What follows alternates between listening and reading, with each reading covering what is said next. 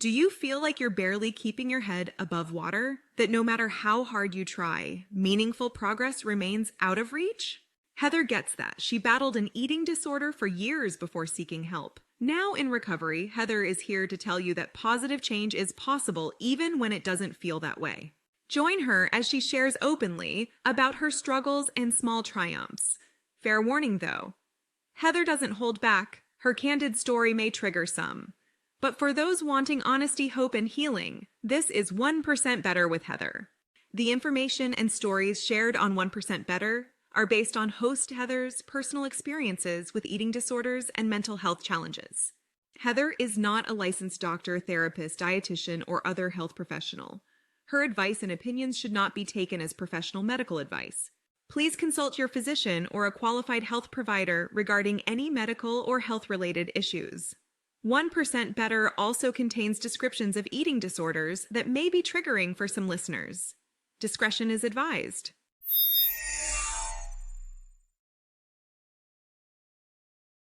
Hey there, my little gappers, and welcome to 1% Better with Heather.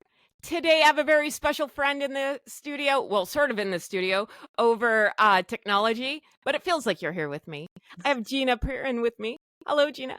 Hi, How are you doing today? I'm excellent. Thank you for having me. So why don't we just jump right in? Tell everyone all about yourself. Sure. Okay. Well, I'll try to make that brief. That could be pretty long in my 47 years. I am coming to you from Los Angeles, but I am from a small farm in Pennsylvania. And I always say that I fell in love with health, wellness, fitness, probably before I was born. My dad was a competitive bodybuilder, and from the time I could walk, I was in the gym watching him and his friends work out. And so that's where my love of fitness came in. I am a personal trainer and a certified health and wellness coach at this point. But I didn't start out doing that. So, and this is part of the story. Again, really great role model as parents and living on a farm, growing up on a farm, grew up very, clean eating, fresh outdoors, all those things. Went off, had a career, in my 20s, raising kids, got divorced, yada, yada. Now, at the end of my 20s, I met somebody new, and I was happy again, and we had just gotten engaged. So really excited for that next chapter. And I want to point out that my fiance at the time, he was very much into fitness like I was. So we were like the fit couple, that couple, the couple you see like at the gym or out in public. They're just, you can tell they live a very clean lifestyle. We worked out every day. It was just part of our life, and things were going great. And then Christmas morning, 2010, my father and I found my brother in his home, and he had committed suicide. So, I'm sorry. At that very moment, I knew that nothing was going to be the same. I didn't know the magnitude of it, but I knew that from the minute prior to knowing to the minute after were two different worlds. Within 6 months of his death, my engagement was called off. Within 4 years, I left everything and everyone that I knew, and I moved across the country to Los Angeles. And that is where my life took a complete, turn at that point, because obviously I started a new career when I got here. And Heather, honestly, I guess a part of me thought geography would help. A change of scenery would help. But I was internally spiraling. I had not seen anyone. I had not gotten any help. to resolve it, you know, and during the day times I would be okay, but nighttime was like the worst for me. I didn't want it to be dark and go to sleep because that's when, you know, the thoughts come and nightmares and everything else. So in that time, I gained a lot of weight. I didn't even recognize myself. I was no longer that fit person. I was overeating. I was over drinking, to the point of just passing out by myself at home. I became almost like a shell of a person that I didn't even know who I was. And, you know, I'd say, I'm going to fix this and turn it around at night. And then the next day would come and I just start all over again. I was very much in a deep rut.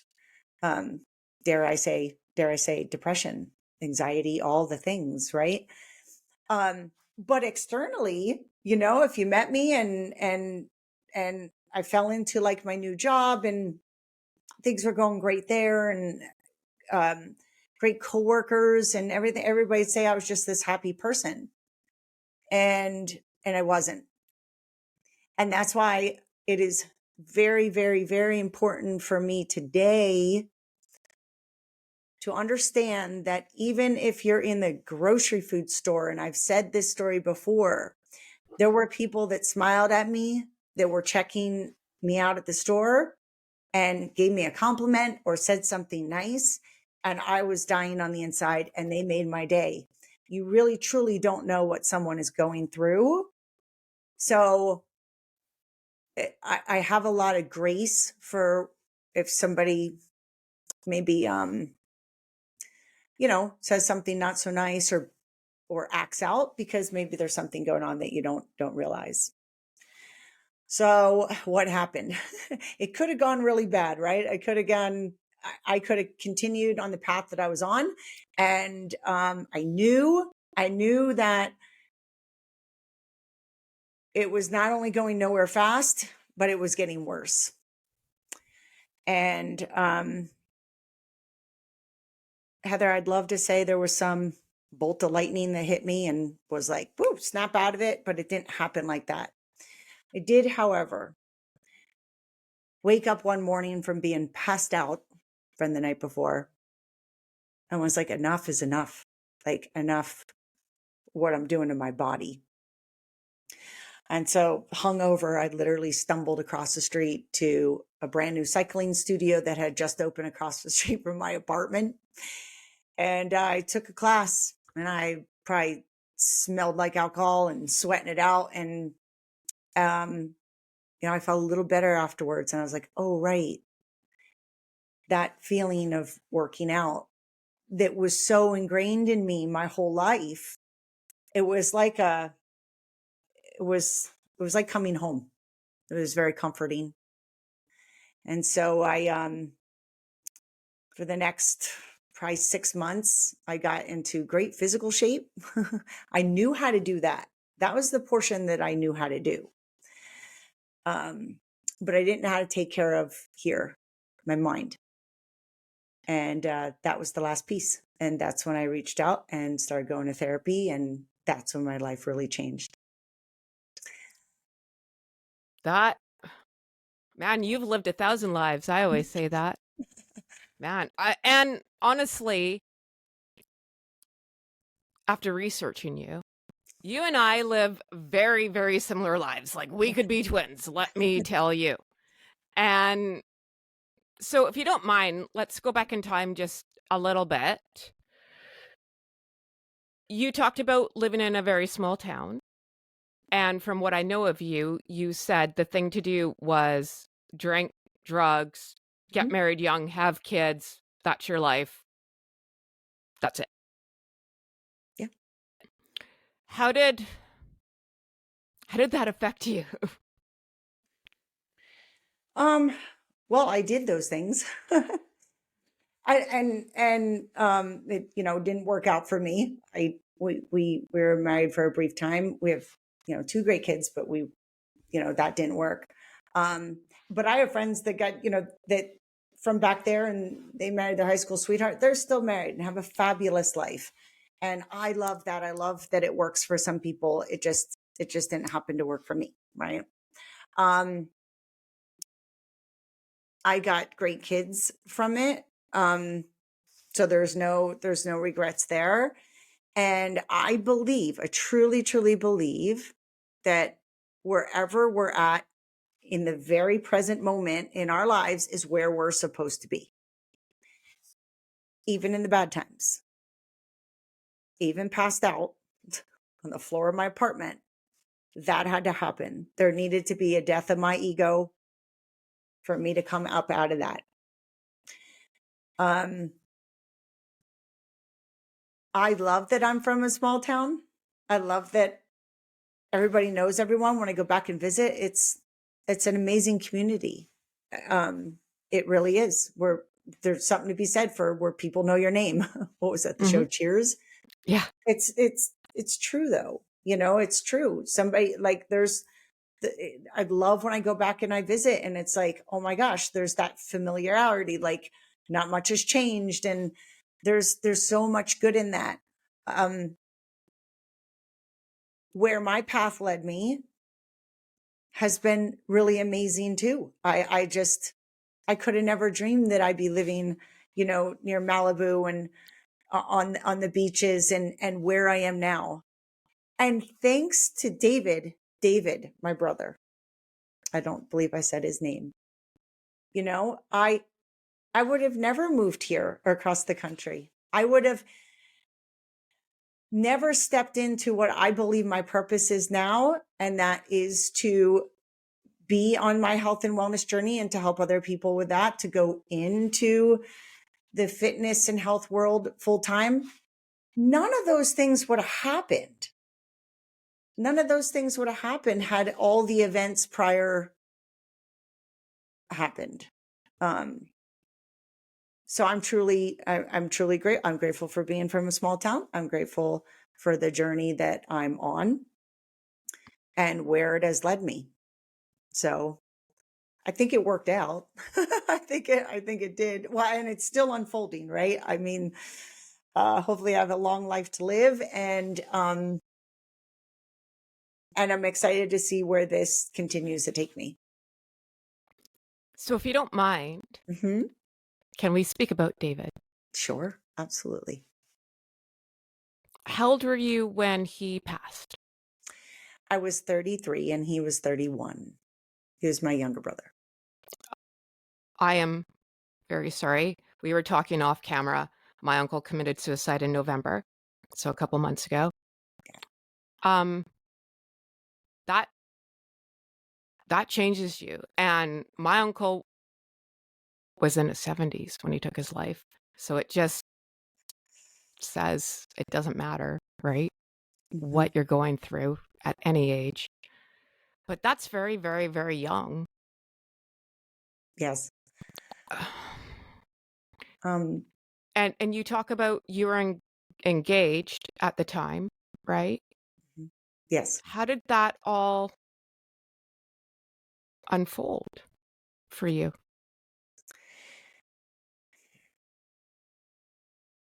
One of the biggest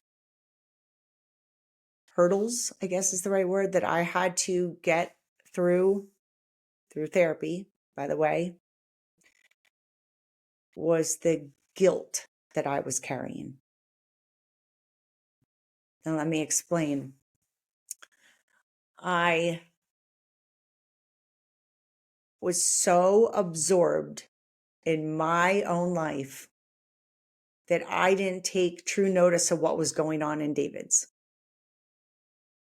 It was all about, me and my new fiance and, where we're going to get married and all the things. He was extremely bright, very high IQ, and very good at math. And so he would tutor my older daughter, who at the time needed some tutoring. She was, I believe, in middle school. And I would drop her off once a week at his house for tutoring. And I barely took notice of what was going on with him. Just drop her off, pick him up, pick her up. Thanks. And so when he died, I was like, how did I not see those? How did I not see it? Why didn't I see it? Why was I so self-absorbed in just me, my world, what was happening in my world? I understand now that that doesn't mean anything would have changed, but that guilt ate away at me for years. Hence Which the is part drinking. of why I was overeating and over drinking. Wanted that to stop, shut that off. I don't want to feel that because that feels bad. That guilt is bad, right? That's how I took it, and that's how I internalized it. I understand everyone takes, death very, very differently, and I respect that. That's what happened with me with that. And so I shut off to my fiance, like, how could I have this like great life and be doing, I completely shut it down. Like I had to somehow now try to fix this, even though there's no fixing, but like, how can I help my parents and how can I, whatever it was, but stop making it about me because I was living with so much of that pain and that guilt. That's how that unfolded, really. And unless you've been affected by suicide, like people can empathize, but unless you're living in this hell, I understand the guilt.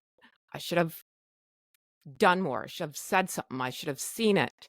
There's a Yep. lot of times you're going to go mad. Like you wouldn't, that's the one horrible thing. You'll never get an answer. And if you got the answer, you're not going to like the answer because you're still going to think that you can do something about it. Yeah. And I empathize so much with you for that one, right? And you've talked about as well, like the drinking, the overeating, the coping mechanisms. And we feel that we can control so much, but then just, hello, hurricane, right? You're just going further and further down the drain. Yeah. And you say there was no like aha moment, but there had to be like one day I always say like the switch just went off. Done. Yeah. Can't do this no more. What was your I can't do this no more? This is going to be tough for me to say. Oh, I'm sorry. That's okay. But there definitely was a moment. I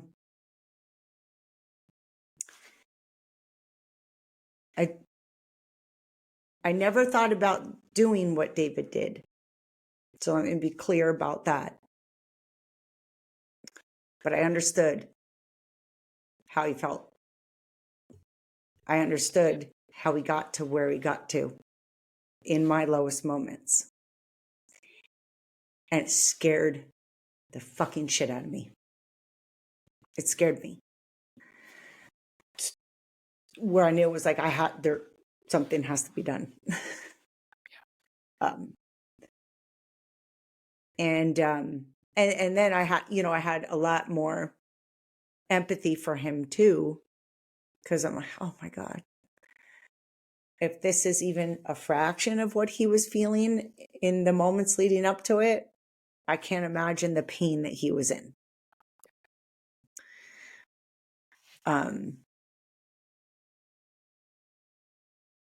So yeah, that's definitely, it was enough to scare me.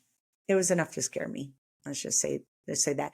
And it was enough to make it glaringly obvious to me, if it wasn't obvious before, that I could not fix it by myself. I could fix the physical part. The gym is a natural place for me. That is a home place for me. I know what to do to physically get in shape, but I had zero resources on anything else. And just as you mentioned, the coping mechanisms, I had none that were healthy. Yeah. Didn't even know where to start. And I know this is going to sound ridiculous. But I even tell this to clients, like something as small as I got up every day to a blaring alarm because I'd wait till the last minute until I had to get up. First thing I do as I'm turning on the coffee is turn on the news. So I'm taking in all this negative energy, right? And having no idea that I'm literally starting my day. I'm fueling my day after a night of negative, negative, negative all night, right? And then starting my day with negative. I was having no idea how all those external factors were affecting me. I don't even have cable anymore. When I learned healthier coping mechanisms and became aware of what I was taking into my body, not just on food and drink, but what I was taking in through my ears and my eyes and what I was allowing to be around me was just magnifying any of those feelings, magnifying them.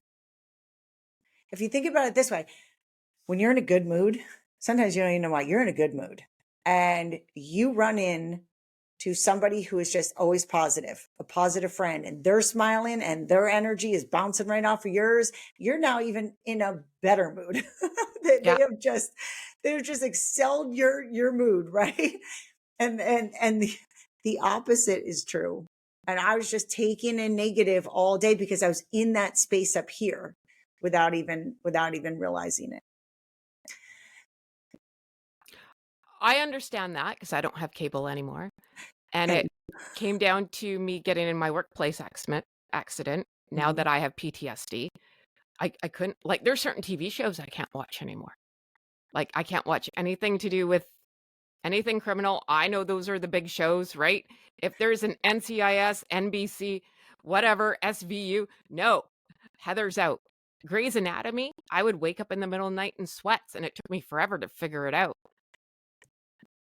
Taking out that negative when you are in a place of fight or flight, because that's where you were Mhm. living. And I just learned last year that's not normal. Well, I'm 45. That could have been helpful a couple years ago, right? Yeah. And not be on this high alert all the time. After you did all that and took all that out, it sounds like an elephant came off your chest. How did you feel about all that? And did you go through some weirdo withdrawal from that? Yeah. Oh, that's a great question. I love that question.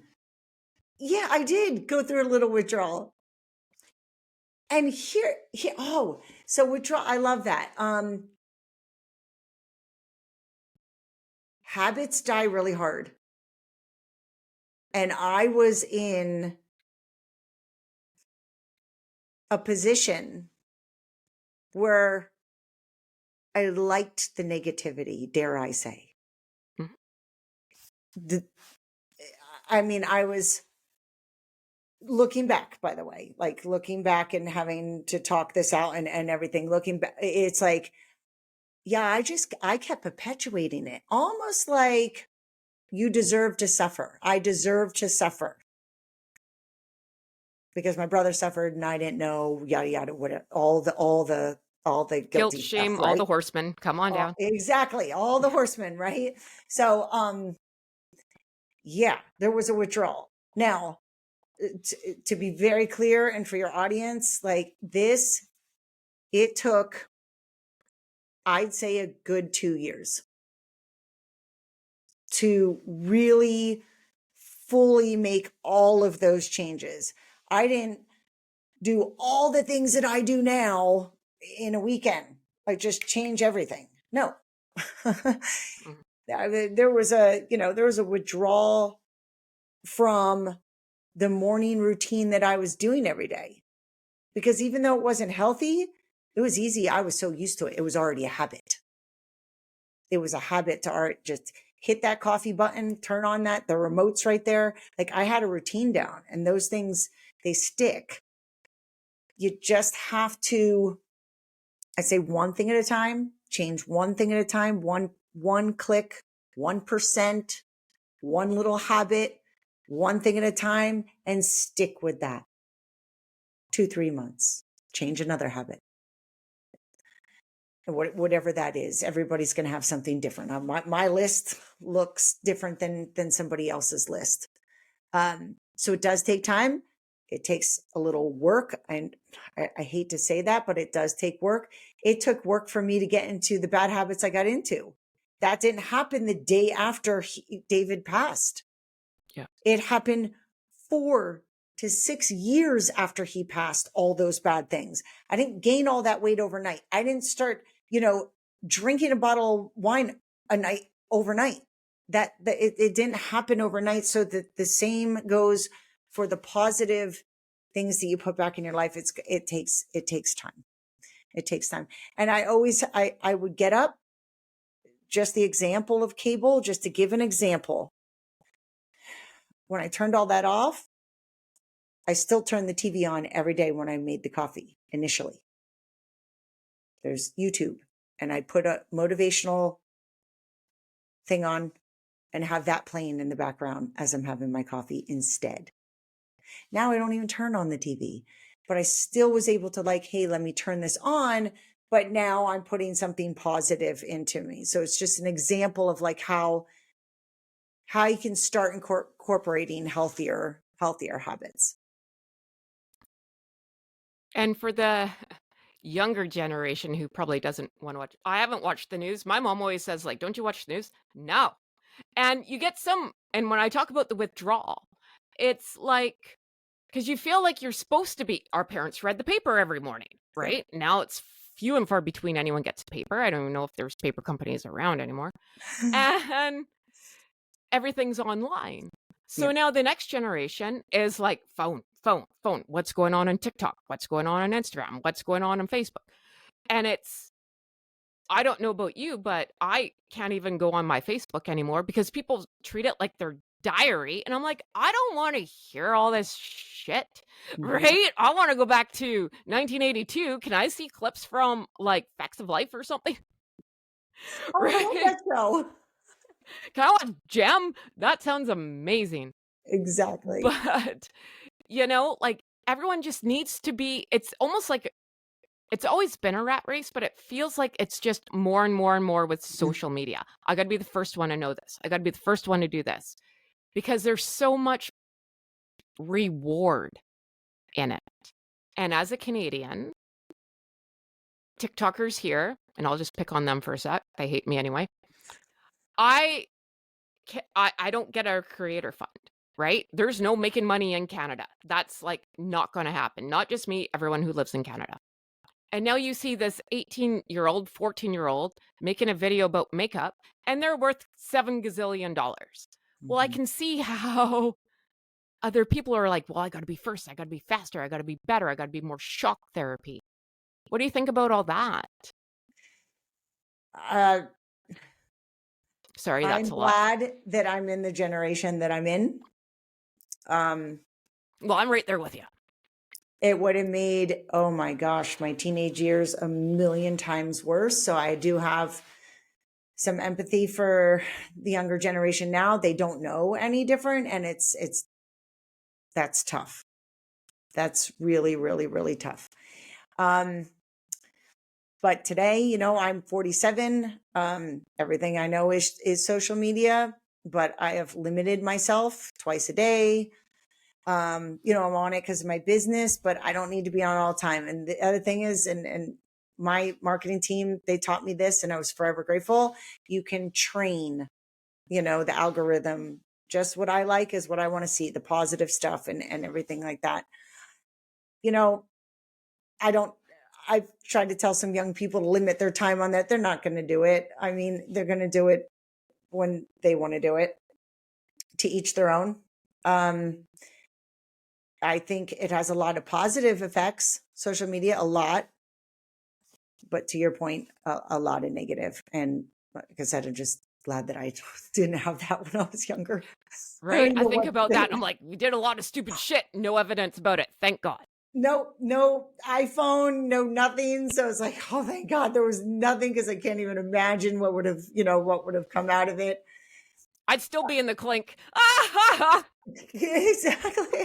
Exactly. And there is that pressure. You see these people, even myself, I go on, I look at accounts where it's women doing exactly what I'm doing. I'm like, and they're way ahead of me. And then it's that, oh, I'm not doing enough. I'm not good enough. And then you have to constantly remind yourself.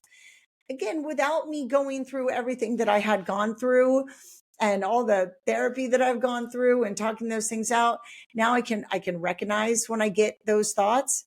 It doesn't mean it doesn't like briefly affect you. Of course it does, you know? Um, but again, just limiting myself from it is the key for me. Well, let's touch on that Yeah. comparison, because as Yes. someone with an eating disorder, right, and just Yeah. grew up the way I grew up, Yeah. constantly being compared. Yeah. Now, I know you have 3 siblings, right? Yep. There was four of us total. Yep. Myself, my brother who passed, and I have twin sisters. Yes. So that,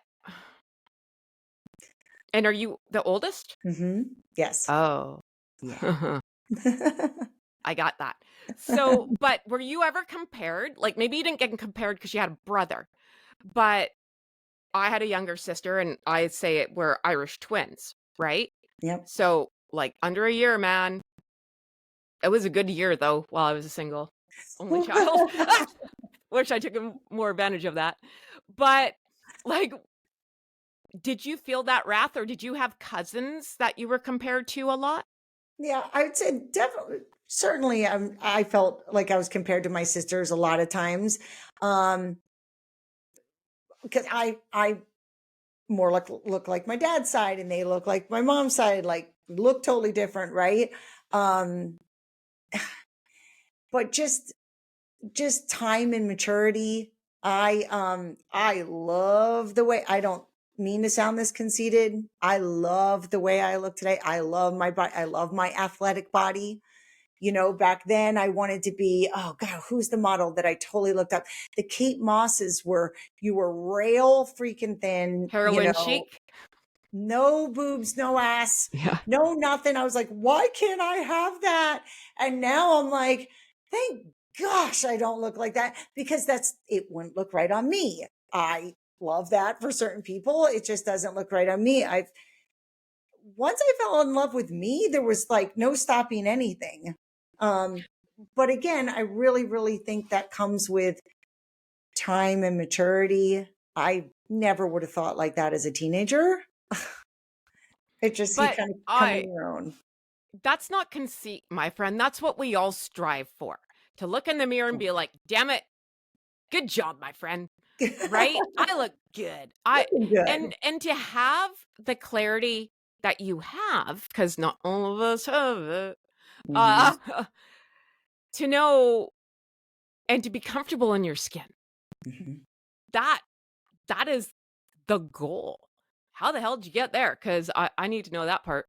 Oh, this is, look, if anybody wants to do this, I will tell you it'll change your world. Give it 30 days.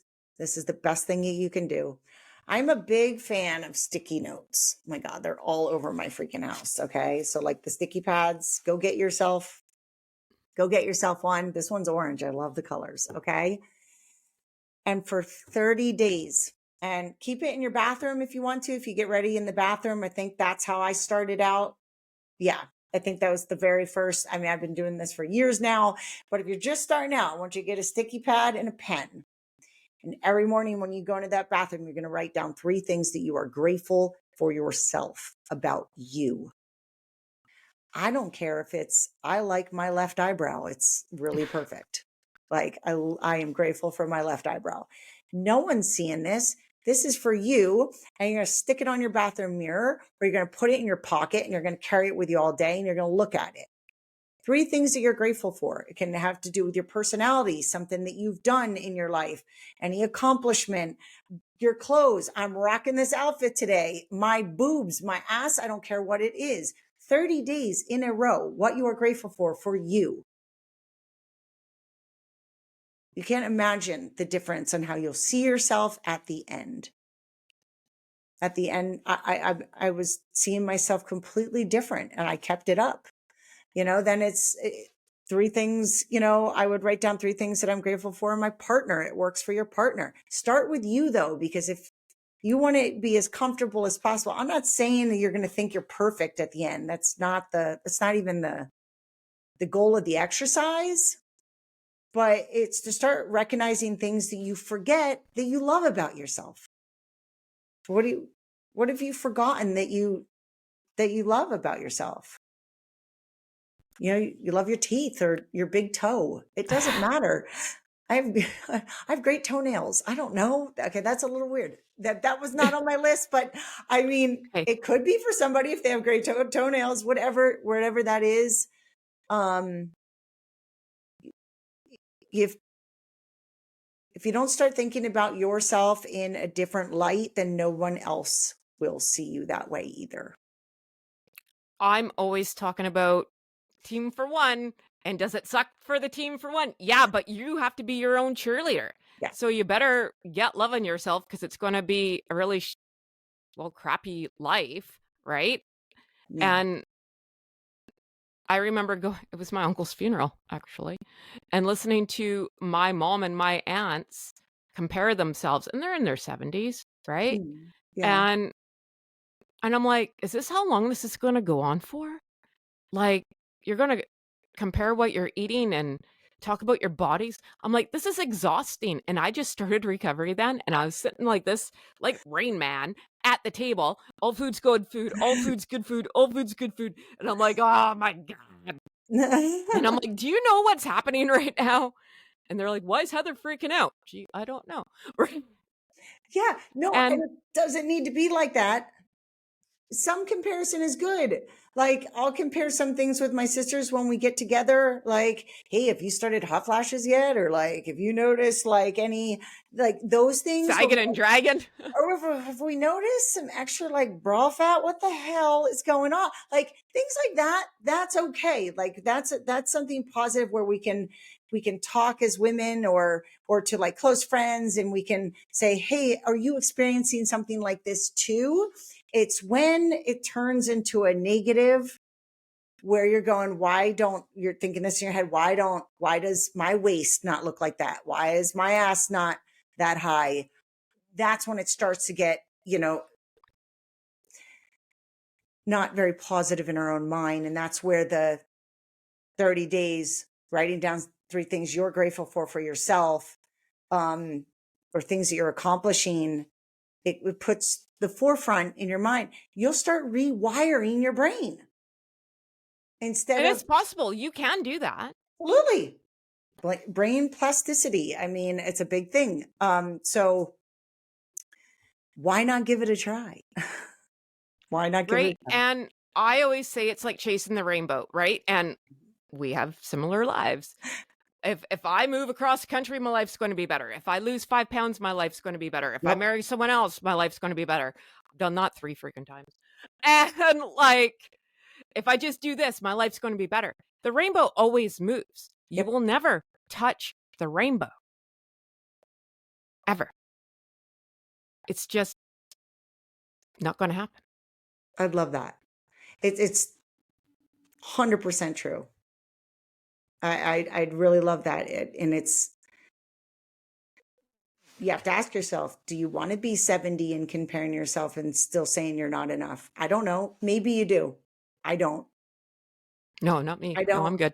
Yeah, I don't. So it started with me having to work on me is the bottom line. So that you're not chasing those unrealistic goals your whole life. And as I was researching you, you Yeah. talked about something and I just loved it. You talked about excuse-itis, Excuse-itis. right? And I'm like, oh, well, that should have been called Heatheritis, right? And everyone always has an excuse for something. I can't do that. There's no way I can do that. I can't get better. I can't kick my addiction, like whatever your deal is, right? Yep. You, me, we are still human. We're not, I don't think you have a superpower. And if you do, share with me, please. But it is that repetition of retraining your brain. Mhm. How do you get out of and we all know those people, the Eeyore people, the Mhm. excuse-itis people. How do you move forward in Mhm. that? I call it arguing for your limitations. When people argue for their limitations, it's all you're doing. And first and foremost is recognizing that you're doing it. Every little excuse, well, I can't do that. I'm in perimenopause, or I'm over 45. I can't do that. Every time you say I can't, sit back and think about it for a second. Why did I say that? Why did I say I can't? I can't. I literally despise the words I can't. And I said them all the time. All the time. I can't do that because I have kids. I can't do that because of this. I can't do that. That was like my whole vocabulary, I swear. And when you just start to recognize it and change that language that's going on inside your brain. Look, I'm a big fan of writing things down. I like to write. I'm a writer, like an actual pen to paper. So I'm not all digital yet. That will probably never leave me. There's also been many, many studies that you put that pen to paper, it sears into your brain, much more than just saying something. So every time you say, I can't to something, write down 3 reasons you can, or recognize that you said it. Uh, It got to a point, when I was like really into this, healing myself, that I was like analyzing almost everything I was thinking. I wouldn't say go that crazy, but certainly initially, what is my brain pattern? Like, what am I doing? What am I Yeah. saying to myself all the time? Because whatever we're saying to ourselves, it's coming out in reality. That's what we're projecting to the world. Um, so I would say, again, first is recognition, and stop arguing for your limitations and start doing. I can't do 30 push-ups. Okay, great. You don't have to say that. I can do 10. Let me try 10. Let me work on 10. Yeah. Just start small. Start small, nothing huge. One thing at a time. And I love that, like, I love your story so much. No. And I love that you are very open and honest. You're my kind of person. And talk about, and I always say a front burner person as Mhm. opposed to being a back burner person. And you're very, very, you own your front burner very, very much. And that's okay. And now you've talked about being a back burner person, about Mhm. helping and being a guide, which is what life's all about, and gratitude and giving back. Damn it. When you've been through some stuff, you learn giving back is it, right? And how did you come to that conclusion of getting into the giving back to your community and what affects you? Great question. I just want to say before I answer that is, like, those who have been through it are the ones that you need to listen to. You are the ones that have that superpower to help other people. Follow the guides. Follow the guides. That's the biggest thing.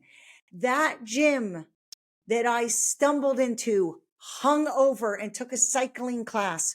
Within months, I was teaching there. I was the cycling instructor. I was up on the stage and I was helping that audience. I went from there to another big gym and opened up one of their locations. And from there, I went to Equinox. And it was in Equinox, the person that hired me really is my friend and my mentor. I love her so, so much, Patricia. And again, I was being guided where I was supposed to go. And I was teaching there and having a great time. And people would come up to me before and after classes. What do you do to, like, stay in stay in shape, or what do you drink, or what do you eat? And, those kind of things, right? And then the pandemic happened and everything shut down. And I called Patricia and I said, I want to help more people than just the people in my classes. Bigger. So we did a social distancing walk around a lake in this beautiful, beautiful place that I live.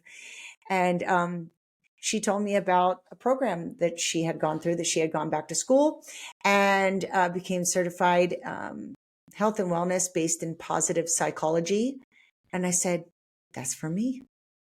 And so I went back to school and did that, and then opened up my own business so that I can help people wherever. They could be in Canada. They With could no be power. around the world. And really there is something to be said for positivity and gratitude. So those are the two things that I base everything in, is positivity and gratitude. Again, if you can do a half a push-up, I'm freaking happy. I'm here to make it simple for beginners and to help you, whatever you're navigating. There's one last thing. I do want to point this out. Even if you don't play in the stock market, we've all seen like how the stock market up and down, but it goes up over time, right? So if you could draw a straight line through it, it goes up over time. But there are dips, there are ups, and those are downs. That is what your health and happiness life looks like. It's not always up. It goes down. Things happen. It's how long we stay down. It's having the right tools, the correct coping mechanisms, right? That we shorten the time, how long we're down, and we get that line back up. As long as it keeps heading in an upward direction, you're going to live a great life. You're going to live a really, really great life. And so again, all of those things happen. All those timelines happen that led me to where I am now for a reason. And I thank David, and I am grateful for David, because Your angel. I probably would have never ended up in Los Angeles. My oldest daughter went to a top school here, where on day one, she met her future husband. None of those things would have happened. She would have gone to college in the Northeast, where we're from, right? So it's taking a step out. There is no coincidence, my friend. Yeah. The universe is a weird thing. Oh, it's great. If you can just zoom out and kind of see it from back here, as opposed to in the everyday little things, there's a lot of positivity. And I always talk about, because I'm a cynical kind of person.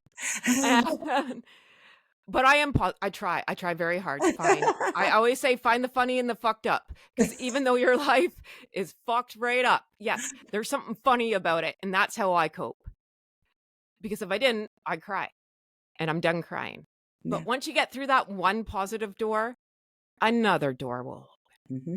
And then you find the people on the positive hallway, right? If I didn't go through what I went through, I wouldn't have met you, right?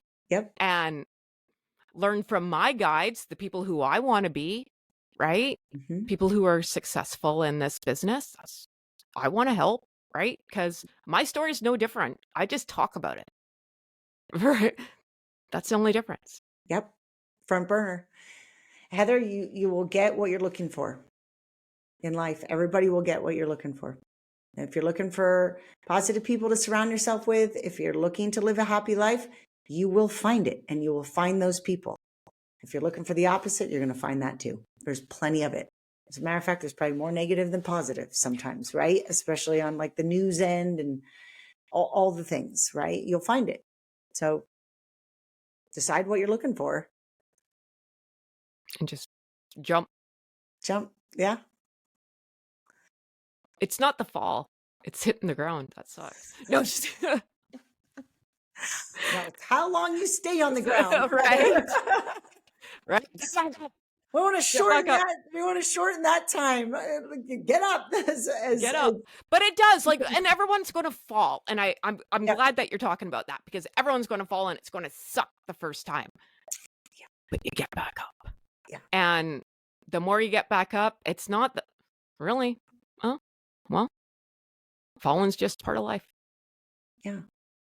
You and I were talking about our dogs before we jumped on. Oh my gosh, I love my dogs like more than I'm a huge animal lover. Again, growing up on the farm, I have a very big soft spot for dogs. I want all the dogs in the world. They're not going to live forever. Things are going to happen. I may lose, more friends or family members. Now I have different mechanisms to help me through those things, but I had to go through that for me first. And I had to take care of me first to even get to that. Right. So for anyone listening, if you're in any tough spot, I promise there's a light at the end of the tunnel for sure. I had someone say, quit future fucking, because there's nothing you can do about it. And why worry about something twice? Oh, that's a good one. That's right? A good one. I'm like, oh man, I'm learning all this stuff in my 40s. I'm telling you, being in your 40s and having like a near-death experience really kind of shines a light. So it really does. I mean, I don't recommend it, but like, yes, no, it really does. And it gives us better tools. Yeah, I love that. That's very true. Future fucking. I always say future tripping. That's a good one. I'm going to keep that one too. Hey, you can take whatever you like, my friend. So I want you to come back. I don't want to take up too much of your time because I know you're a very busy lady living out there the life in California with all the sunshine. Well, I'm here in Vancouver and rain, but I'm going to come visit. The Canadian is coming. Where can we find you, my friend? Okay. Well, you can find me on my website, www.ginaperrin.com. It's just my name. It's super simple. I'm on all the social media platforms, Gina Perrin. It's nothing hidden. I do have a new sugar-free toolkit that is out. So I do live a sugar-free diet, no to low sugar. So if you're looking to get a little bit healthier, that's completely free, just head to my website. You can sign up there. And I do send out a weekly health newsletter, totally free. So you're welcome to sign up for that as well. Well, and that's a great spot to start, because if you find your village, find your people, find your guides, and get an email from you, it sounds great to me. I want an email. Every week, yeah. That's so awesome. I hope you come back. I just adore you. I will. Thank you, Heather, so much for having me. I really appreciate it. Thank you so much. And all I can think about is going into that spin class hungover. Man, oh man, that's got to suck. Do not recommend. Do not recommend. I do not recommend. Don't do it. Have a great day, my friend. Thank you. Bye, Heather. That's all for this episode of 1% Better. To continue the conversation, head over to our website at www.1percentbetter.ca, where you can access more stories and resources. We'd also love it if you subscribed and left us a review on your favorite podcast platform. And remember, friends, progress takes patience, perspective, and sometimes a little help from people who get it. So be kind to yourself and others as we work to get 1% better every day. We'll see you back here next week.